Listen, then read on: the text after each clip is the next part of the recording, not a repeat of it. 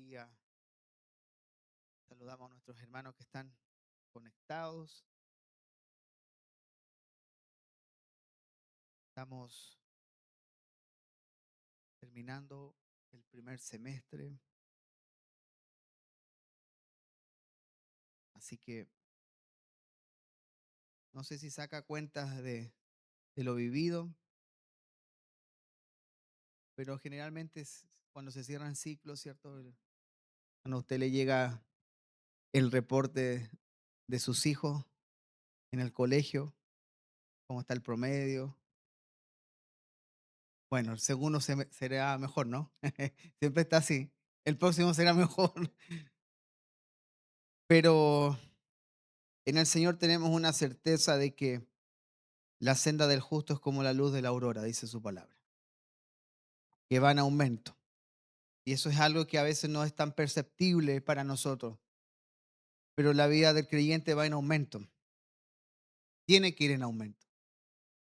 Tiene que haber más conocimiento del Hijo, tiene que haber más fe, más gracia en cuanto a la experiencia de ella misma.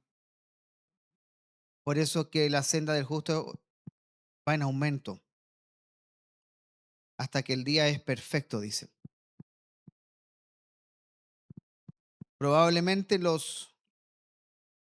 que sucedió en el mes de enero, diciembre o febrero no se ha resuelto, pero tenemos mayor nivel de luz. Hay un mayor nivel de luz. Ya dejamos de orar porque las cosas se resuelvan. Yo no veo en el Nuevo Testamento una oración de Pedro, de Pablo, de Juan. Por favor, no oren para que mañana tenga pan. Oren para que mañana pague la cuenta de la luz. Sino que Pablo dice, oren para que la palabra corra, para que predique como deba de hacerlo. Hay un enfoque.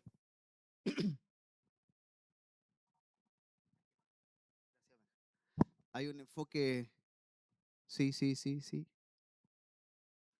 Hay un enfoque distinto. Y eso es lo que produce, en cierta manera, la madurez en nosotros. Eso es lo que va produciendo nuestro crecimiento en el Señor. Eso lo produce la transformación, el proceso de santificación que el Espíritu Santo produce en nosotros. Que ya no vivimos por los sentidos. Ya no vivimos, como decía Karen, por si hay un presidente de izquierda o derecha. Aunque naturalmente sí podemos vernos afectados en muchas cosas. Pero nuestra esperanza y nuestra confianza no está en un gobierno terrenal, sino que dice Hebreos de que nosotros todos estamos en un reino inconmovible. No se ve afectado el reino. Por eso es tan importante lo que hemos venido hablando de la transformación, porque la transformación o la santificación produce en nosotros que dejemos el estado de niñería, de niñez, y comencemos a tener un tiempo de madurez y de adultez espiritual. Y habíamos dicho que todo esto, ¿cómo se logra? Bueno, hemos estado hablando ya varios meses del reino que nos transforma, que estamos siendo conformados a la imagen de Cristo y que cómo se hace cómo Dios logra, cómo sucede esto en nosotros, ¿cierto? Por medio de los procesos de transformación. Sin dudas que la comunión, la palabra, la oración producen algo en nosotros, pero si en medio del proceso, en medio de la aflicción, o no somos afligidos, ¿usted ha sido afligido alguna vez?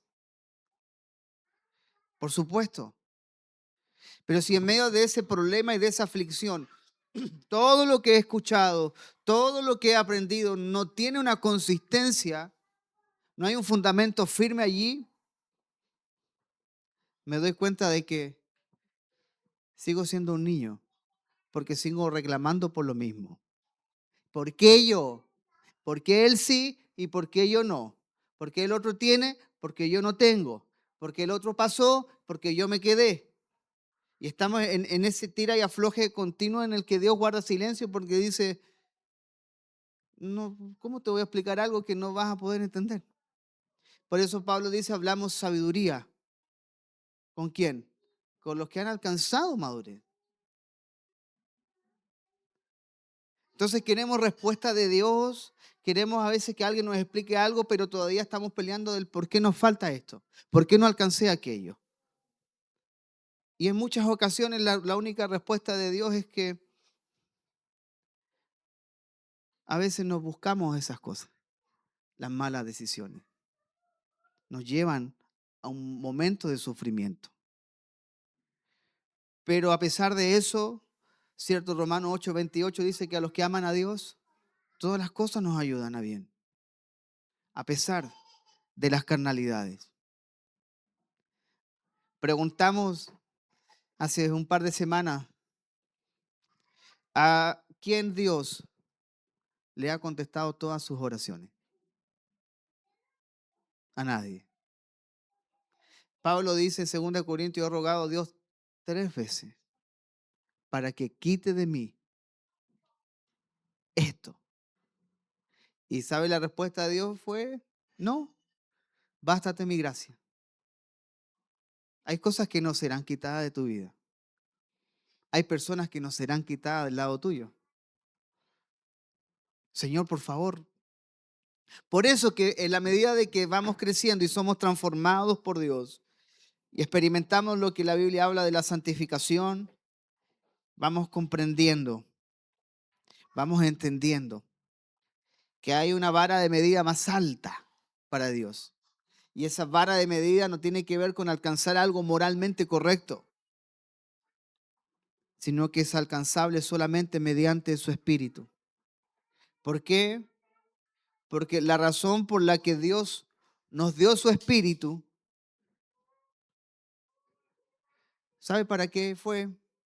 Una de las razones principales es para que sepamos y conozcamos aquello que Dios nos ha concedido. Por eso decíamos, si sabiendo y conociendo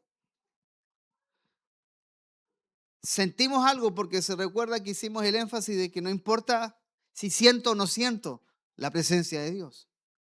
Si siento o no siento fuego purificador. Donde sentimos el fuego, ¿sabe dónde es? En la prueba. Porque pensamos que el fuego va a ser el gozo, el jolgorio, el grito, ¿cierto? Y el júbilo. Pero el fuego es en la prueba.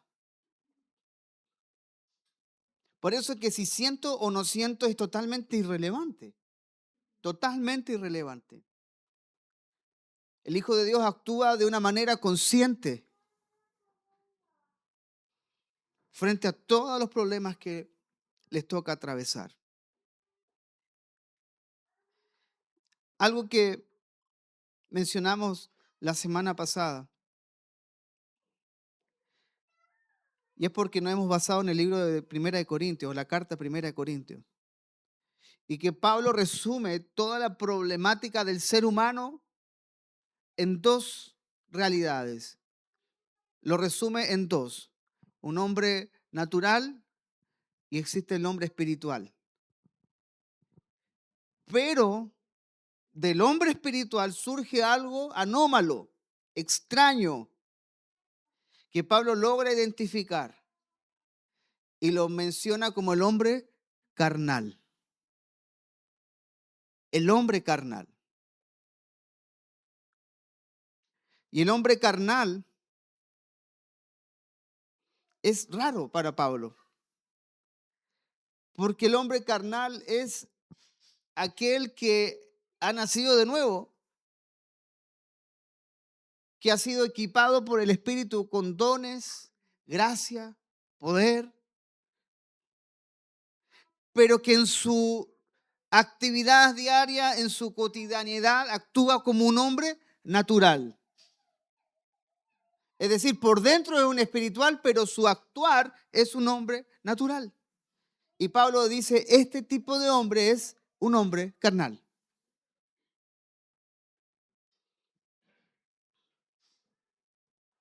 Y Pablo, dijimos, que utiliza dos conceptos para hablar acerca de la carne o del hombre carnal. En 1 Corintios 3, verso 1,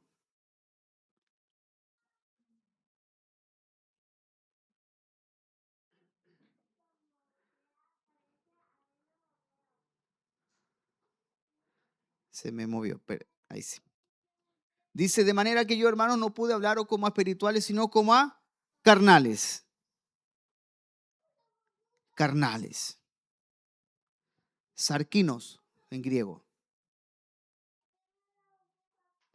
que literalmente significa hecho de carne. Y esto describe la condición humana en su debilidad y en su madurez incompleta.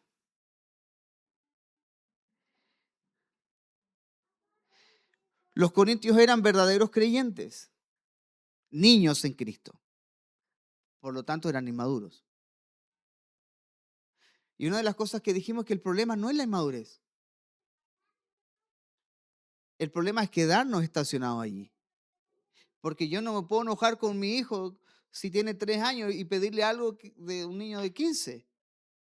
Porque está en una etapa de inmadurez. Por lo tanto, hay una condición inherente. Y Pablo los trata como creyentes que no han desarrollado suficientemente su madurez espiritual. Es algo similar a lo que se escribe en Hebreos 5, cuando dice, pero debiendo de ser maestros después de tanto tiempo, tenéis necesidad de que os vuelva, ¿cierto?, a enseñar cuáles son los rudimentos de la palabra de Dios. Y llegáis a ser tales que tenéis necesidad, dice, de leche. Y Pablo ocupa en el verso 3, en 1 Corintios 3:3, aunque habla en nuestro idioma, es la misma palabra, carnales, pero en griego es otro concepto. Cuando dice, porque aún sois carnales, pero no ocupa el mismo concepto, sino que ocupa la palabra sárquicos. Y esta palabra describe una conducta gobernada por los deseos de la naturaleza caída. Y esta tiene una connotación más ética y negativa. Es decir, la primera, el 1 Corintios 3:1, son niños. Por eso se comportan así. Pero 1 Corintios 3:3 dice, ustedes están siendo gobernados ahora por esa naturaleza. Ese es el problema. Que están siendo dominados por la carne. Sarquinos, que el primer concepto enfatiza la debilidad y la inmadurez, pero sárquicos, que el segundo concepto enfatiza la conducta carnal y pecaminosa. Por lo tanto, el hombre carnal es espiritual un rato y natural otro. En la mañana anda espiritual, pero en la noche llega endemoniado. En la mañana se levanta con ánimo, bendice los alimentos, que es la oración del día, para algunos. ¿Eh? Pero en la noche llega pateando la perra, como decimos acá en Chile, ¿no? Enojado. Papá, sale para allá. Ah, córrete, cabro chico. No, pero frente a la conducta. Por eso a veces es espiritual y otro rato natural. Pero esto no es atribuido a nada más que a la carne. Pablo no menciona en ningún lado a los corintios debiesen, vamos a hacer un culto de liberación. Vamos a liberar ahí el espíritu de desánimo, el espíritu de alcoholismo, el espíritu de mirón, el espíritu de... Y le ponemos nombre a los espíritus dicen, ¿cuándo me llamaban así? Me cambiaron el nombre. Pero todo esto es atribuido a la carne, no a ningún espíritu. A ningún espíritu. Es la razón por la que el Evangelio nos hace responsables en ese sentido a nosotros. Nuestra condición corrompida, la depravación total del ser humano sin Dios, nos hace responsables. Por eso, una de las cosas que dijimos es que el matrimonio es el lugar perfecto, pero perfecto para exhibir nuestras carnalidades. ¿Sabe por qué? Porque ahí usted no puede poner careta. Te van a ver tal cual eres. Porque además, imagínense ustedes, dos personas imperfectas tratan de hacer algo perfecto. Es imposible. Imponiendo nuestra posición, nuestra forma de ver las cosas. Por eso que un niño espiritual es considerado una persona carnal, pero no desde el segundo concepto que mencionamos recién, sino del concepto de la debilidad y de la falta de madurez simplemente. Está actuando como una persona carnal. Y una de las cosas que Pablo le quiere decir a los corintios es que a pesar de su carnalidad, Dios no ha cambiado de parecer. Dios no cambia de parecer en cuanto a nosotros. ¿En qué sentido? En que Él sigue sosteniendo, ¿cierto?, su amor hacia nosotros. Porque fuimos aceptos en el amado, dice Efesios 1. Esto no es mi retribución a Dios por haberme escogido. Él me amó porque el Hijo es el amado y estoy en el Hijo. Él me escogió porque el Hijo es el escogido. Estamos en el Hijo.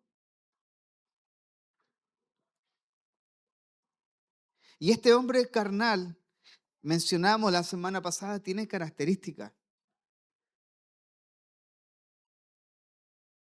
Y así, rápidamente.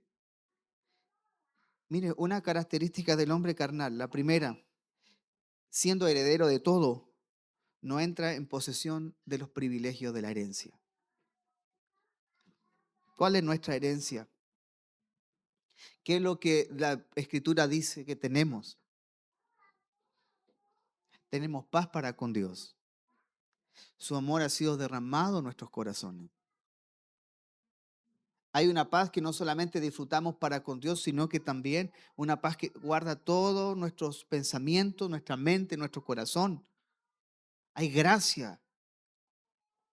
Entonces, cuando usted ve a un hijo de Dios que anda, pero decaído, decaído, y que cualquier cosa se decae, ¿qué dijimos la semana pasada? Es un carnal. Así lo dice la Biblia. Porque siendo heredero de todo, eres dueño de una paz que el mundo no puede tener. Jesús dijo, porque la paz que yo les doy no es como a la que el mundo les da, porque el mundo también entrega una paz. Y la paz del mundo es bien conocida cuando hay dinero, cuando hay salud, cuando nuestros hijos están bien. Y todo eso es sinónimo de paz en el mundo.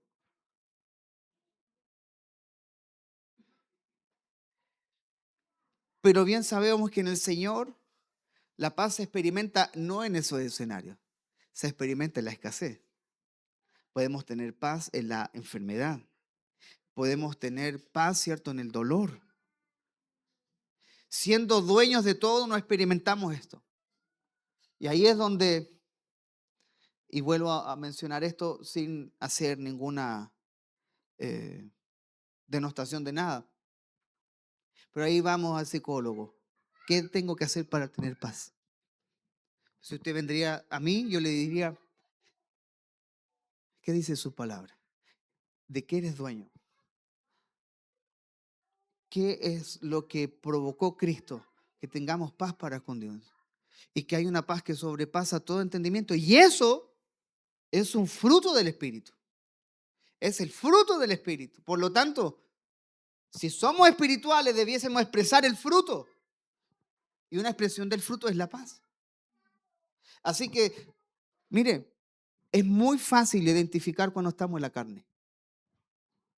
Porque carecemos de todas esas cosas. Pero cuando estamos en el Espíritu a veces no es tan visible. ¿Sabe por qué? Porque se nos vendió de que andar en el Espíritu es alto y rabasalla y pensamos que esas son las cosas del Espíritu. Pero las cosas del Espíritu son cosas más humanas de las que nosotros pensamos. Cuando podemos estar confiados en el Señor, firmes, de pie, no en una altanería, ni en un orgullo espiritual, pero en una confianza plena y en una certeza en el Señor. Entonces, siendo heredero de todo, no entra en sus posesiones, ni privilegios. Eso es lo que Pablo le dice a los Gálatas, que ya no somos esclavos, sino hijos. Y si somos hijos, también herederos de Dios por medio de Cristo.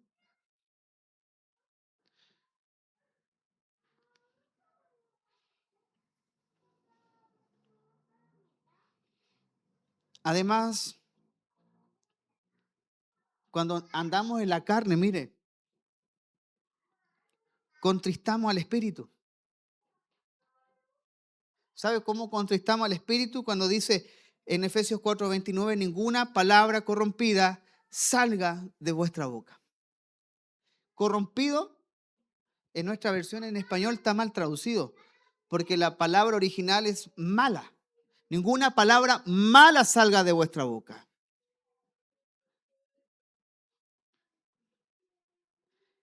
Y la palabra mala significa lo siguiente: podrido. Nada podrido salga de vuestra boca.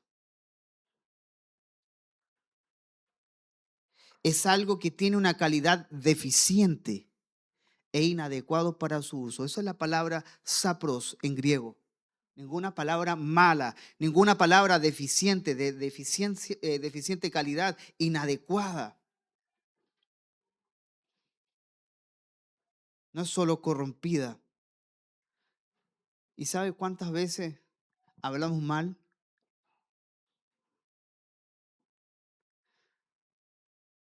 Esto no es el decretar ni nada de eso. Pero ¿sabe cuántas palabras corrompidas y malas salen de nuestra boca porque somos niños?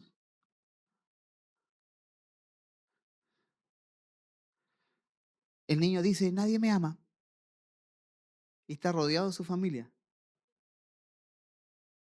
El niño dice, ay, qué injusto. ¿Por qué el otro sale? El niño no sabe, tiene un hablar mal. Y contristamos al Espíritu de esa manera. No es una blasfemia, es hablar mal. Hablamos mal. El hombre carnal no tiene apetito por las cosas del Espíritu. ¿Ve que es fácil identificar cuando estamos en la carne? Quizás no es que tengamos todas estas conductas, pero es fácil identificar. ¿O usted cree que tiene todos los días ánimo de leer la Biblia? Oh, voy a leer las profecías de Jeremías, de Ezequiel. No. Una de las cosas fuertes que dijimos es que el hombre carnal es un adúltero espiritual, porque ama a Cristo, pero también las cosas del mundo.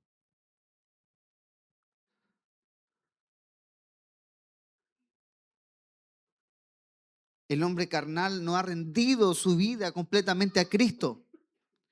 El hombre carnal no tiene conciencia de la vida de Cristo en él, de que el Espíritu Santo mora en él. Y es lo que Pablo le recuerda a los corintios. ¿No sabéis que sois templo del Espíritu Santo? Les recuerda. Glorificad pues a Dios, dice, en vuestros cuerpos. Para el hombre carnal, Cristo ocupa un lugar en su vida, pero no es Señor, no es supremo ni preeminente.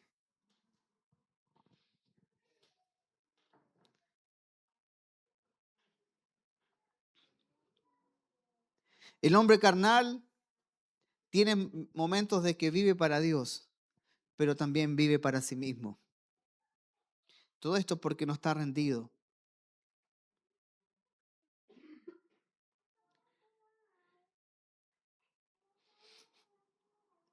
Y esta es la definición, mire, de un cristiano mediocre y también promedio. Desgraciadamente es el promedio de las iglesias.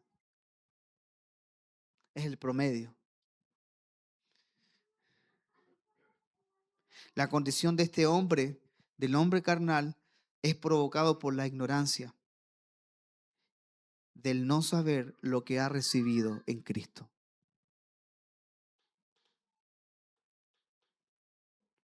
Por eso Dios pondrá en nuestro camino hombres y mujeres para perfeccionar la obra de Cristo en nosotros. ¿Sabe de qué manera Dios pone una persona al lado tuyo que te va a decir, mira, yo pasé lo mismo, luchaba con los mismos temas tuyos, pero Dios me hizo entender de que por ahí no es el camino. El camino no es la ansiedad, el camino no es el afán, el camino no es controlar las cosas, el camino es rendirnos al Señor, total y absolutamente. Por eso Dios pone gente al lado nuestro, para perfeccionarnos.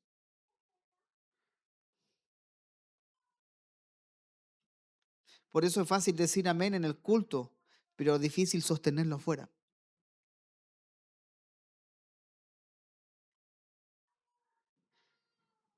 Y esta santificación, esta transformación, ¿sabe cómo se ve en el otro? ¿Cómo usted lo ve en el hermano?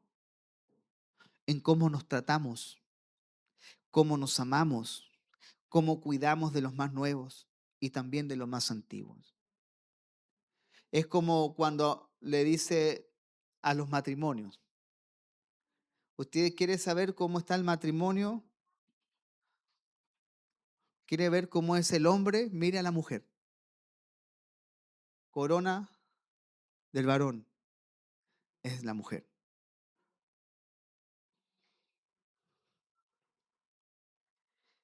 La evidencia de una iglesia transformada es el amor. La evidencia de vida transformada es cómo usted trata al resto.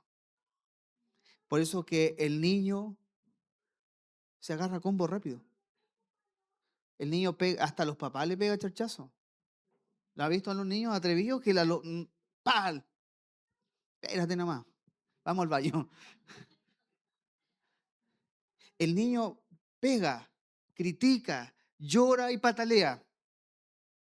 No importa un comino como si el de al lado le pegó o no le pegó. El trato, el hombre espiritual cuida del que está al lado. Y esto es lo que vamos a ver hoy, el hombre espiritual. ¿Cuáles son las características según la Escritura? Primera de Corintios 2:15. En cambio, el espiritual juzga todas las cosas, pero él no es juzgado de nadie. Juzgar no es que te sientes en el estrado y tú dices, este está bien, este está mal, este está bien, este está mal.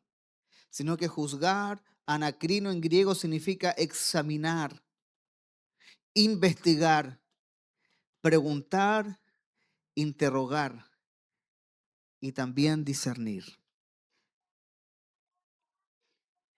El espiritual sabe cortar correctamente.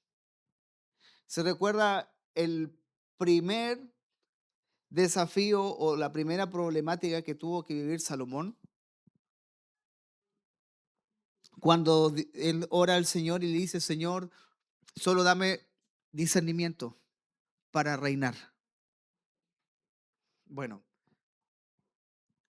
siguiente a eso, llegan dos mujeres con un niño, un bebé. Y las dos venían reclamando, este hijo es mío. Y no, es mío, es mío, es mío. No, si el tuyo murió, no, si el tuyo murió y este es mío, este es mío. Salomón dijo, bueno, hagamos algo, tráigame la espada, cortemos, mitad para cada una. Y una mujer que dijo, no, dáselo a ella. Tú eres la madre. porque a la otra le da lo mismo partir al niño a la mitad. El discernimiento trae ese corte, esa separación, saber resolver los asuntos, saber juzgar bien. Por eso el hombre espiritual juzga todas las cosas, lo examina. Por eso el consejo de Pablo es examinarlo todo, todo. Examine lo que yo le digo. No le ponga amén a cualquier publicación en internet. Ahora andaban diciendo que la segunda venida de Cristo es el 2026. ¿Sabe a lo largo de la historia cuántas veces han profetizado la segunda venida del Señor? Esto no es nuevo, partió como en el siglo VII.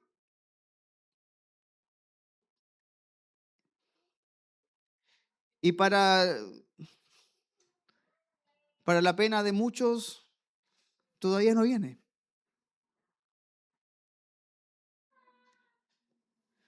Por eso tenemos que juzgarlo y examinarlo todo. Porque el hombre espiritual es aquel quien tiene al Espíritu del Señor habitando en él, llenándolo, guiándolo, empoderándolo, fortaleciéndolo.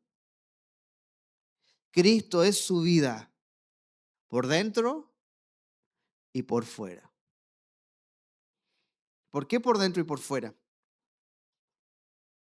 Porque cuando Pablo dice, ya no vivo yo, Cristo vive en mí. Y lo que ahora vivo en la carne, lo vivo en la fe del Hijo de Dios, el cual se amó y se entregó el cual me amó y se entregó a sí mismo por mí. Y Pablo cuando dice, y lo que ahora vivo en la carne, ese vivir exterior del hombre, que es el andar del hombre, la conducta del hombre, Pablo ocupa una palabra que es anástrofe. Y anástrofe es el resumen de todas las conductas humanas, como tú te conduces en la vida por fuera. Es decir, es como la gente te identifica. Por eso que Cristo no es solamente mi vida por dentro. Hoy me llena, me siento bien y tengo paz, sino que eso se exterioriza por medio de la conducta. Esa es la vida por fuera. Por eso el hombre espiritual es aquel que tiene el Espíritu Santo habitando en él. Pero Cristo no es solamente su vida por dentro, sino que también su vivir por fuera. Es participante de la naturaleza divina, como dice segunda de Pedro. Este hombre es imperfecto, pero está siendo perfeccionado en Cristo. El carnal también es imperfecto y también está siendo perfeccionado en Cristo. Pero ¿cuál es la diferencia? ¿Quién gobierna su vivir? ¿Quién gobierna? Al espiritual se le nota la vida de Cristo, el carácter de Cristo. ¿De qué manera? En sus conversaciones. Por eso ninguna palabra mala, corrompida, salga de vuestra boca. La vida de Cristo se le nota en la conducta, en cómo trata al resto, cómo trata a sus hijos, cómo trata a su esposa, cómo trata a los demás. Por eso que para este creyente, Cristo es el todo en su vida. No solamente tiene un espacio el día domingo o el día lunes, martes, miércoles, jueves en la casa iglesia, el día que tú asistes, sino que Cristo es el todo en su vida. Este hombre come a Cristo, respira, lo bebe, habla.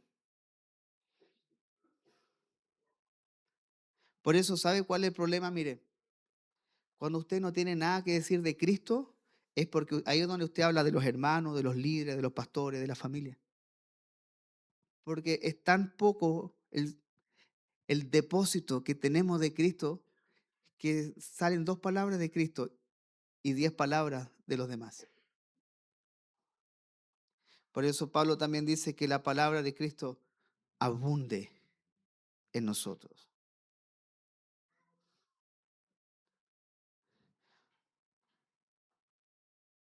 Por eso la oración no nos hace espirituales.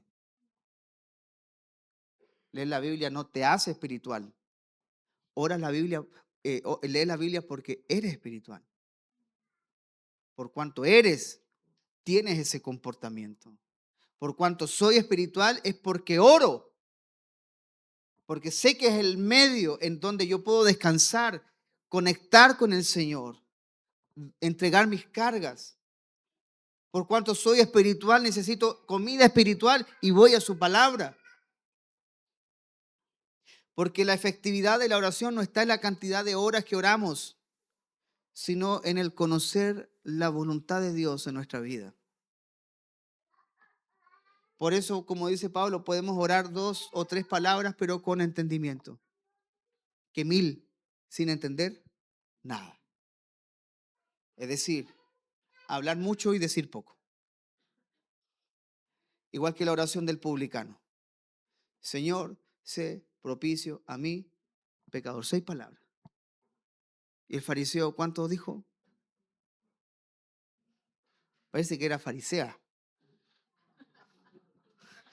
Porque en 10 segundos dijo 1000 palabras. Pero usted sabe que la mujer dice más palabras que el hombre al día. ¿Sí o no? Entonces, como el hombre, ¿cómo se comunica el hombre? ¿Cómo está? Bien. Entonces, el hombre llega a la casa con su cuota, está bien. Pero la mujer cuando llega a la casa le faltan 6000 palabras, puedo decir. Y el pobre marido tiene que escuchar. Mejor mándale un audio y lo ponemos por 2.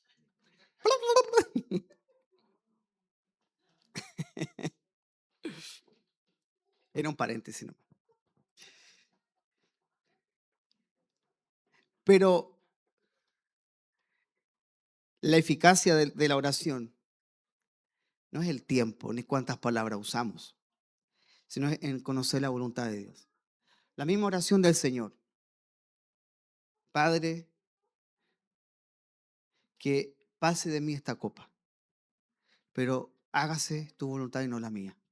Fue todo lo que oró. ¿Cómo hubiese orado una mujer? Ah. Señor, tú sabes que, Señor, ¿sabes qué? ¿Sabes qué? Señor, Señor, espérate, me queda más. Ah.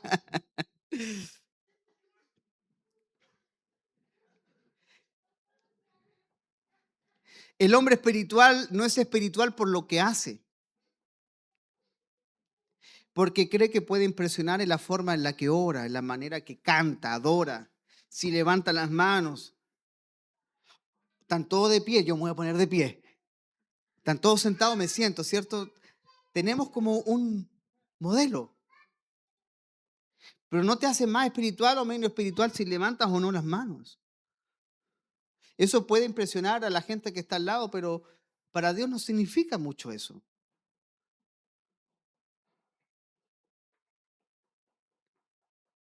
Este hombre espiritual,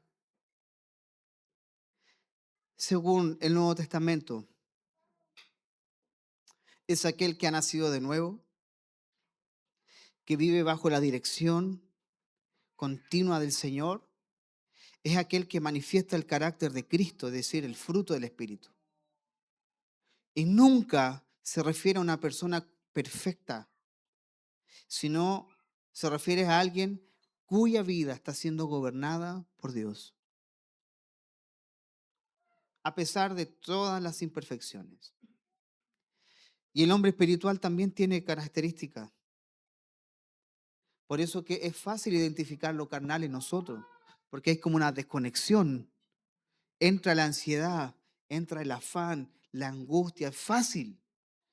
Cuando, y escuche esto, no estoy diciendo de que no sintamos a ratos eso, estoy diciendo de que la ansiedad no sea el motor que me mueva, que la angustia no sea el motor del día, de mi semana, sino que cuando sintamos ansiedad y entremos en ese fervor de la ansiedad, usted se detenga y diga, Señor, Señor, porque tenemos el Espíritu Santo que inquieta, algo produce en nosotros, Pero estamos en tan frenesí de la ansiedad y de la vida que no logramos discernir estas cosas.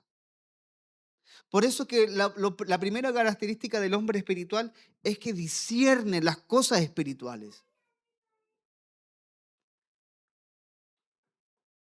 Puede comprender las verdades de Dios porque el Espíritu Santo ilumina su entendimiento.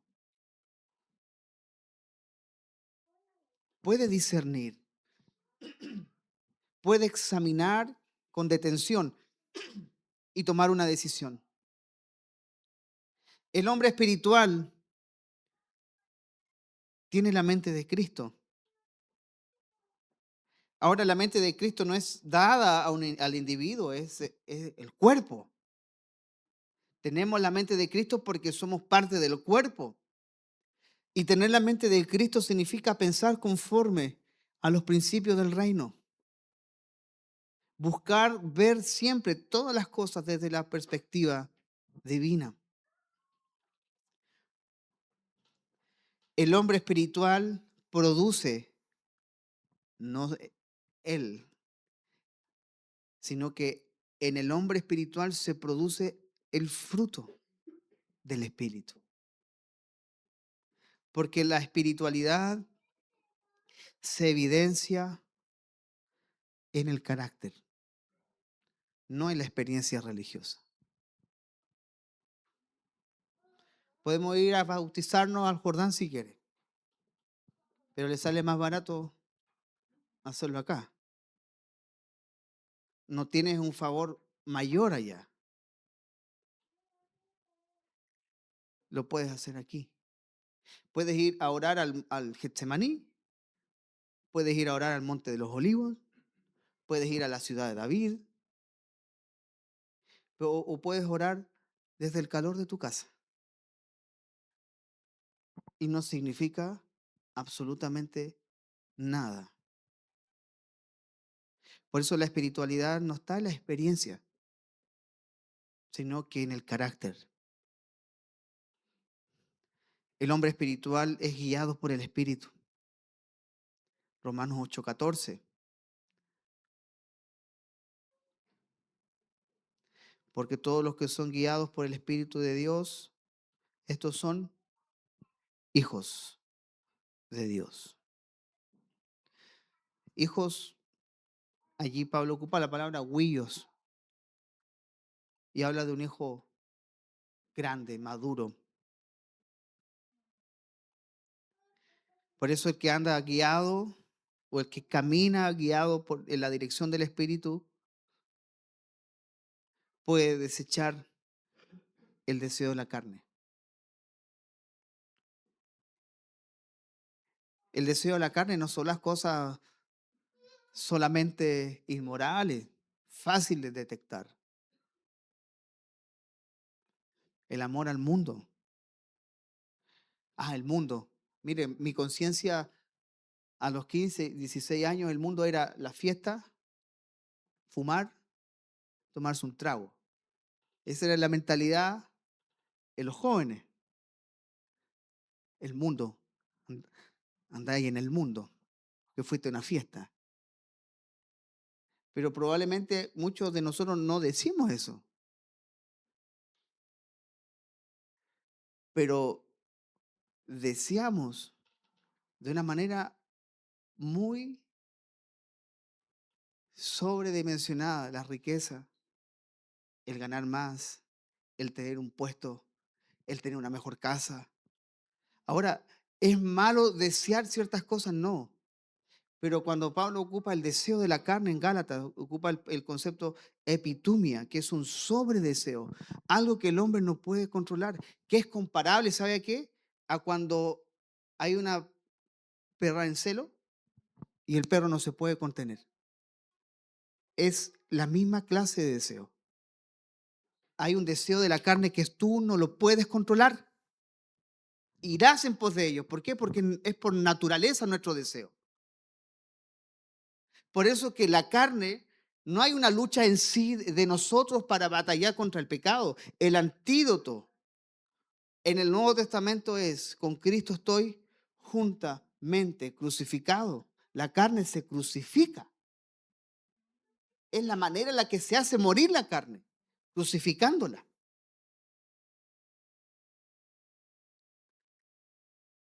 Por eso que otra característica del hombre natural es hacer morir las obras de la carne. Mire, la primera evidencia de que hemos nacido de nuevo es cuando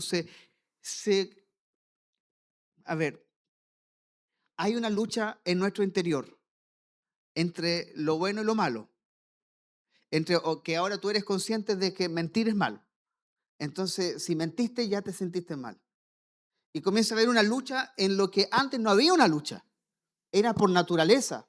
Tú lo hacías y no tenías conciencia de que si era bueno o malo, simplemente lo hacías. ¿Por qué? Porque era para tu beneficio. Entonces, mentir era la mejor salida. ¿Y cómo los papás le enseñamos a los hijos? ¿Sabes cómo le enseñamos a los hijos a mentir?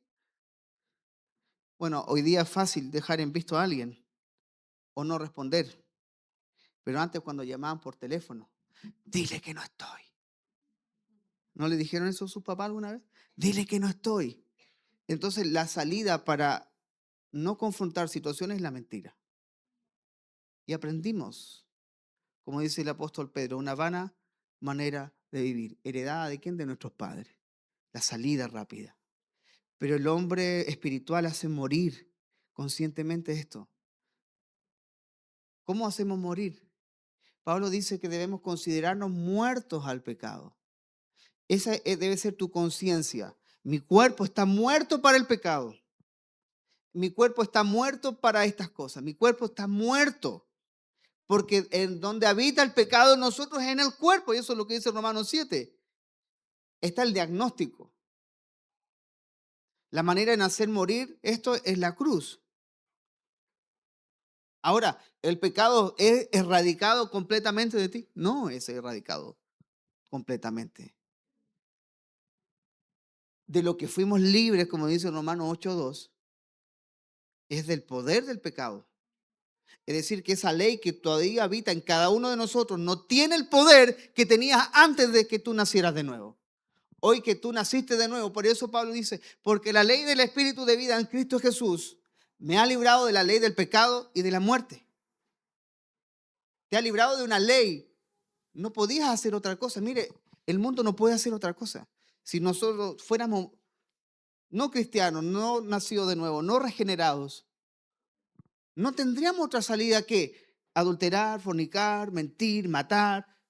No hay otra, porque es por ley. Por ley lo hacemos.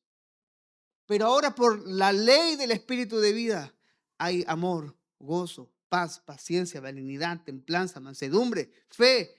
Es por naturaleza. Por eso el hombre espiritual hace morir esto conscientemente diciendo, mi cuerpo ya no es un instrumento de pecado, sino que de justicia. Hoy día mi boca ya no está para maldecir, está para bendecir. El hombre espiritual ahora vive en obediencia a la palabra de Dios. Santiago 1:22. Que debemos ser hacedores de la palabra, pero ser hacedores de la palabra y no tan solo oidores, engañándoos a vosotros mismos. Uy, aquí nos mentimos mucho. Sabemos lo que hay que hacer, pero no lo hacemos. Amén, pero no lo hacemos. Por eso que la espiritualidad genuina, la madurez genuina se refleja en la obediencia. Y no porque yo consiga algo en mi obediencia, es porque somos obedientes. El Hijo fue obediente hasta la muerte, dice Filipenses 2. Por eso debe haber ese sentir en nosotros de ser obedientes hasta la muerte. Y según Hebreos, ¿cómo, cómo aprendió la obediencia a Jesús? Por las aflicciones, por los padecimientos. Por cuanto era hijo, por lo que padeció, aprendió la obediencia. Hijo, no te subas al muro, te puedes caer. Y el cabro chico ahí. Y lo único que tú escuchas después, ¡guau! Se cayó del muro. Te aseguro que no se va a volver a subir. ¿Por qué? Porque aprendió por medio del dolor. En nuestra historia, aprendemos a obedecer por el dolor muchas veces. El hombre espiritual busca las cosas de arriba. Colosenses 3:2. ¿Qué quiere decir esto? Que sus prioridades están centradas en Cristo, en lo eterno. Sabe que esta vida es un tránsito. Poner la mira en las cosas de arriba, no en las de la tierra. No hagáis tesoros en la tierra, hacerlos en el cielo. ¿Se acuerda de ese versículo en el monte de las bienaventuranzas? Yo decía esto la otra vez. Todos los que han viajado fuera del país y han tenido que hacer una escala, un tránsito. Te toca tú vas a Europa y pasas por Sao Paulo, Guarulhos. Entonces tienes 4 horas de escala. ¿Qué mayor plan tú puedes hacer en un lugar transitorio? Más que esperar. Esperar hasta que venga la hora del vuelo. Esta vida es transitoria. ¿Qué mayores planes podemos hacer aquí si hay una eternidad? Pero mientras estamos en esta etapa transitoria, debemos vivir conforme a su palabra. Por eso, aquel que pone la mirada en las cosas de arriba, sus prioridades están centradas en Cristo y en la eternidad. El espiritual es un cliché, pero es cierto. Ama a los hermanos. El espiritual ama a los hermanos. Primera de Juan 3:14. Primera de Juan 3:14. Nosotros sabemos que hemos pasado de muerte a vida en que amamos a los hermanos. El que no ama a su hermano permanece en muerte. Por eso el amor es una evidencia esencial.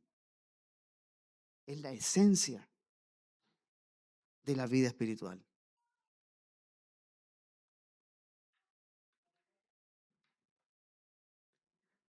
¿Nos amamos o no nos amamos?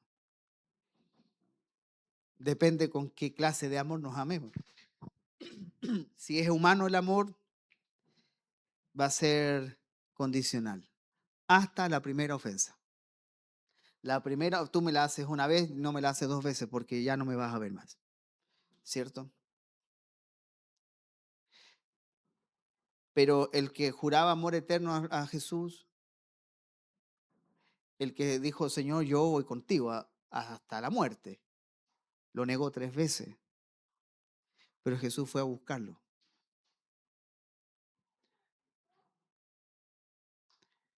Lo amó, lo restauró. Por eso el espiritual ama, restaura, a pesar de la ofensa. ¿Qué ofensa estamos dispuestos a perdonar y qué ofensa no estamos dispuestos a perdonar? Esa según la versión propia tuya de la Biblia, porque la Biblia no nos enseña eso. Romanos 12 nos pone en una posición tan alta que dice que si tu enemigo tuviera hambre, dale de comer. Si tuviera sed, dale de beber. Es muy alta la vara, porque no, el hombre común y corriente, el hombre natural, no lo puede hacer. No lo puede hacer. El hombre espiritual es humilde y sirve a los demás. Filipenses 2, versículo 3. Nada hagáis por contienda o por vanagloria. Nada. Antes bien con humildad, estimando cada uno a los demás como superiores a él mismo. Cuando está la competencia de quién sabe más, quién lo explica mejor, quién hace mejor esto. Mire, aquí no pasa, no sucede acá.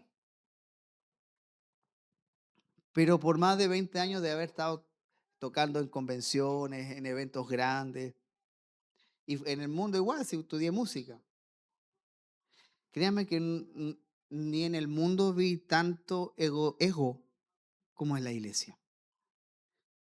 ¿Qué día canto yo? ¿Y cuándo canto? ¿Y si toco yo? Me llegaban mensajes este año de gente que podía cantar y yo ni siquiera estaba a cargo.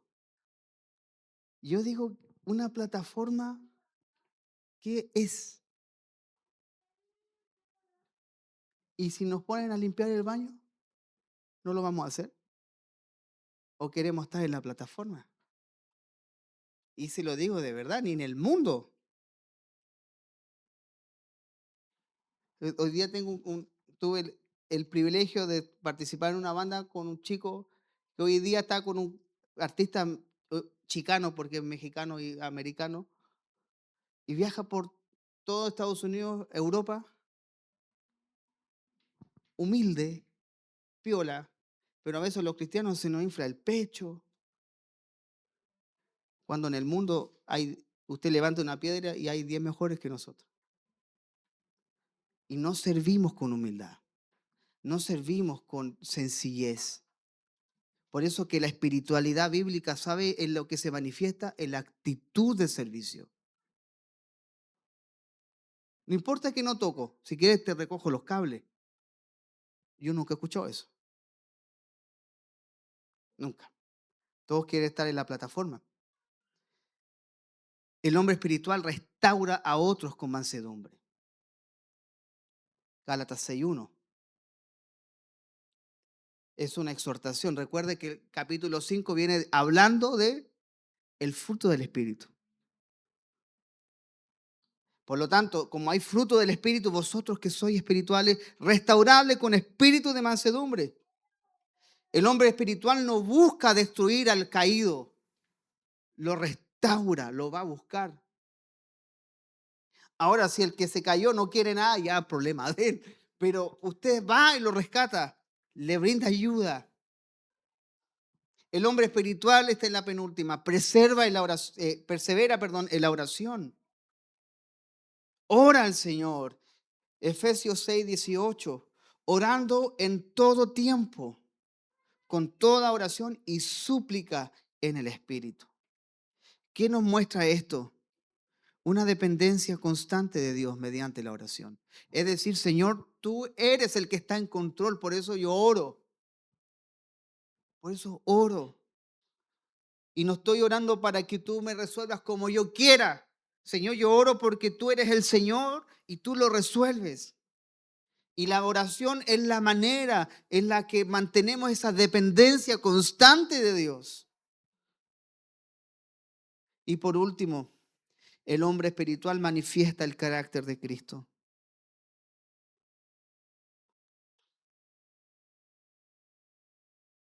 Porque el objeto o el objetivo final de la espiritualidad es reflejar a Cristo. Y no se puede hacer de otra manera si no es mediante el fruto, si no es mediante a la formación de Cristo. Gálatas 4:19. Dice así: hijitos, por quienes vuelvo a sufrir dolores de parto hasta que Cristo sea formado en vosotros. Reflejar a Cristo. Por eso la prueba principal de la espiritualidad en el Nuevo Testamento no son los dones extraordinarios, el conocimiento o las experiencias emocionales, sino una vida transformada por el Espíritu Santo que manifiesta el carácter de Cristo. Por eso que el reino de Dios no consiste en palabras, sino en este poder que nos transforma a la imagen del Hijo. Y este es el reino al que pertenecemos. Es un reino en el que nos transforma constantemente. Es un reino en el que fuimos insertados, ¿cierto? Fuimos trasladados de una potestad de tinieblas al reino del amado Hijo. Y este reino no consiste en palabras, sino en poder.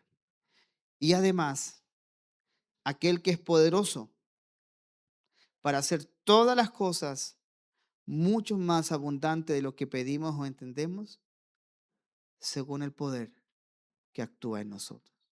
Hay un poder actuando en cada uno de nosotros. para reflejar la imagen del Hijo. El mundo está cansado de la iglesia. ¿Cuál es la imagen que refleja la iglesia? Y la gente tiene una opinión, ya se ha hecho una opinión histórica. Yo les mencionaba por qué en la provincia de Quebec, en Canadá, hay un rechazo a la institucionalidad de la iglesia. Cuando llegaron los franceses trajeron principalmente el catolicismo. Y hay muchas iglesias, al menos en la ciudad de Montreal, usted camina una cuadra y una iglesia, 2 cuadras más y otra, y hay muchas iglesias construidas. El catolicismo llegó y se instaló, pero hubo tantos abusos, tantos maltratos, que hasta las palabras ofensivas están relacionadas con las cosas de la iglesia. Los garabatos están relacionados con el tabernáculo, con el cáliz y con todo lo que tenga que ver con la iglesia, porque ha habido un rechazo, porque la iglesia reflejó una imagen incorrecta.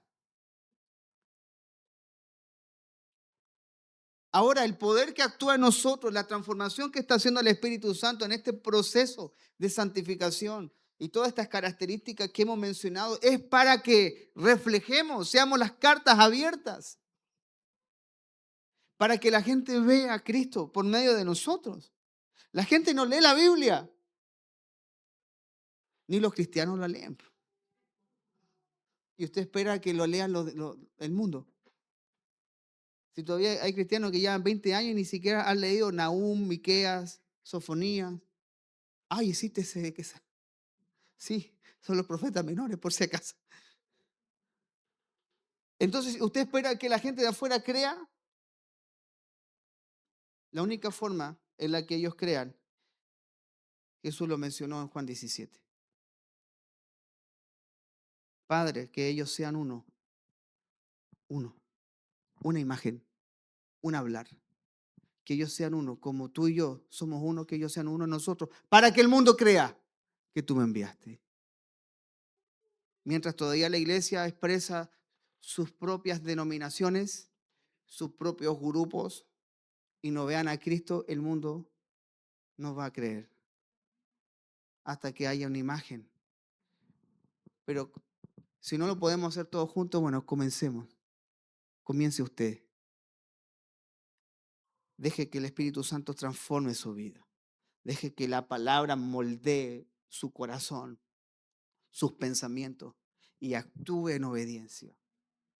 Deje que los procesos los gobierne el Señor, que sus emociones las gobierne el Señor.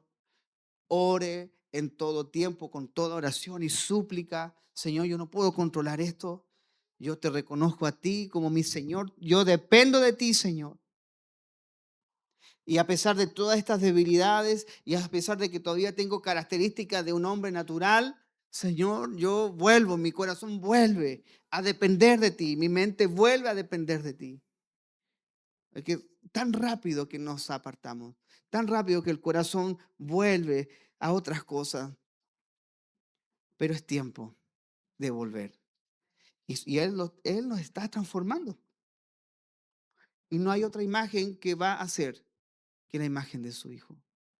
Mientras todavía seamos muy visibles nosotros, pero mientras Él se haga visible por medio de ti, por medio de tu conducta, por medio de tu hablar, y durante toda tu vida, Él se ha expresado. Así que estamos en este reino transformador. Y las piedras vivas que están al lado tuyo, que son los hermanos, son las piedras que Dios usa para a veces limarnos, para que encajemos. Somos el edificio de Dios. Y cada uno de nosotros es una piedra que está siendo edificada al lado de otro. Pero debemos amarnos, restaurarnos, levantarnos, consolarnos. Así que vamos a orar al Señor.